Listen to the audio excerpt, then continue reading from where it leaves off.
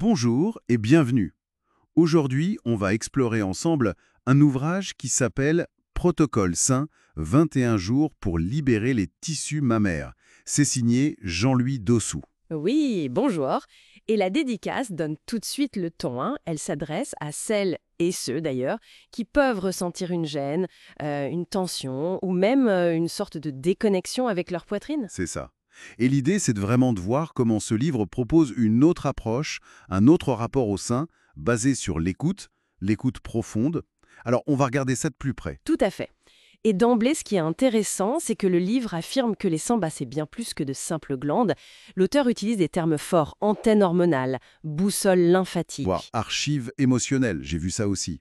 C'est assez évocateur. Oui, vraiment. Et il précise bien, attention, ce n'est pas un manuel de dépistage classique. C'est présenté comme une lecture vivante de l'intelligence mammaire.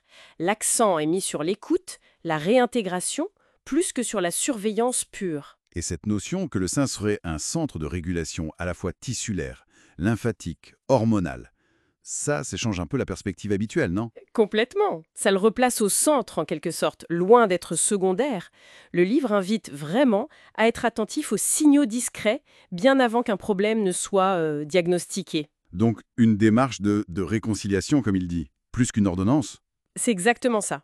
Plutôt que la vigilance médicale seule, c'est comprendre le sein comme un acteur, un partenaire dans notre équilibre global. Et du coup, il explore les interconnexions.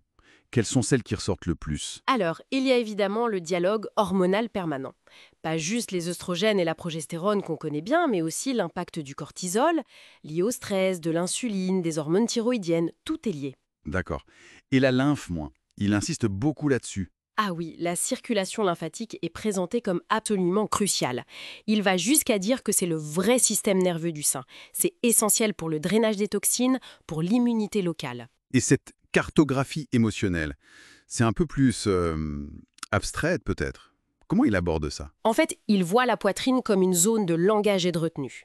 L'idée sous-jacente, c'est que les non-dits, les tensions émotionnelles pourraient s'inscrire physiquement dans cette zone. Une zone frontière, un nœud de sens, comme dit la préface, ça suggère un lien corps-esprit très fort à cet endroit. Tout à fait, c'est vraiment cette vision intégrée. Et au cœur de cette approche, il y a ce fameux protocole de 21 jours. Pourquoi cette durée, 21 jours? C'est un chiffre un peu classique pour les habitudes, mais est-ce qu'il y a une raison plus profonde ici? Oui, le livre explique que c'est le temps qui est estimé nécessaire pour une réinformation. Pas seulement biologique d'ailleurs, mais aussi émotionnelle et même posturale. C'est comme un cycle pour reprogrammer un peu les réponses cellulaires et aussi notre façon d'habiter cette partie du corps. D'accord, et il y a des phases spécifiques? Oui, c'est structuré. D'abord, décongestion et apaisement. Ensuite, on travaille sur la circulation et la réinformation hormonale. Et enfin, la régénération pour tendre vers ce qu'il appelle la souveraineté mammaire. Nourrir sans charger, soulager sans peur. C'est une des phrases pour la première phase, c'est ça? Ça donne une idée de la douceur de l'approche. Exactement, on n'est pas dans quelque chose d'agressif. Et comment est-ce que les affections bénignes courantes, la mastose, les fibroadénomes, sont vues dans ce cadre? Alors, justement, elles ne sont pas vues comme de simples anomalies à éradiquer, plutôt comme des réponses du tissu, des messages en quelque sorte. Des réponses à quoi alors? Souvent, elles sont mises en lien avec le terrain hormonal général ou avec une circulation lymphatique qui serait un peu paresseuse, ralentie. Le chapitre 5 insiste là-dessus. Comprendre pour ne plus paniquer. Donc l'idée, c'est que ces manifestations, ce n'est pas juste la faute à pas de chance, mais peut-être le signe d'une stagnation plus globale. C'est un peu ça, oui. Comme le dit la préface, ce qui ne circule plus dans la vie finit par stagner dans les canaux. Ça invite à élargir le regard au-delà du symptôme local. On sort un peu du médical pur, là. D'ailleurs, il intègre aussi des dimensions moins conventionnelles. J'ai vu des mentions de tradition, de mémoire cellulaire. Oui, tout à fait. Il y a un chapitre qui explore la place du sein dans certaines traditions, notamment africaines, avec des plantes comme le vernonia ou le kinkeliba, et un autre qui aborde la mémoire cellulaire, le trauma. L'idée que le tissu se souvient. C'est ça, que le corps pourrait garder une empreinte physique d'expériences passées, même si on n'en a plus conscience. Ça ouvre une perspective holistique, où le soin passe aussi par le culturel, le symbolique, le mémoriel. Et concrètement, ce protocole, ça ressemble à quoi au quotidien? c'est assez varié.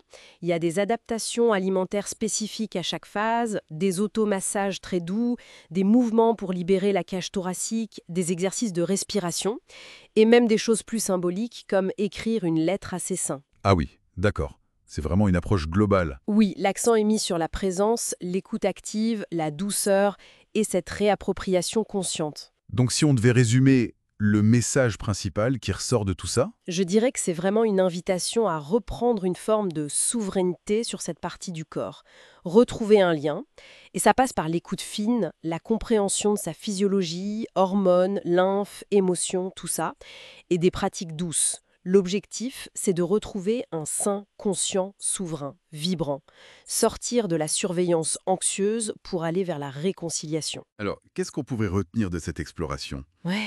Peut-être cette question qui est posée vers la fin du livre, et si la relation la plus saine à notre corps, finalement, elle passait moins par le contrôle, la peur, et plus par un dialogue renouvelé, une écoute attentive, comme celle qui est proposée ici pour les seins? C'est une belle question. Oui, et ça ouvre la réflexion. Quelle autre partie de nous-mêmes mériterait peut-être cette même approche, cette écoute réconciliée? Ouais. Voilà, ça laisse matière à penser. Merci de nous avoir rejoints pour cette discussion. Merci à vous.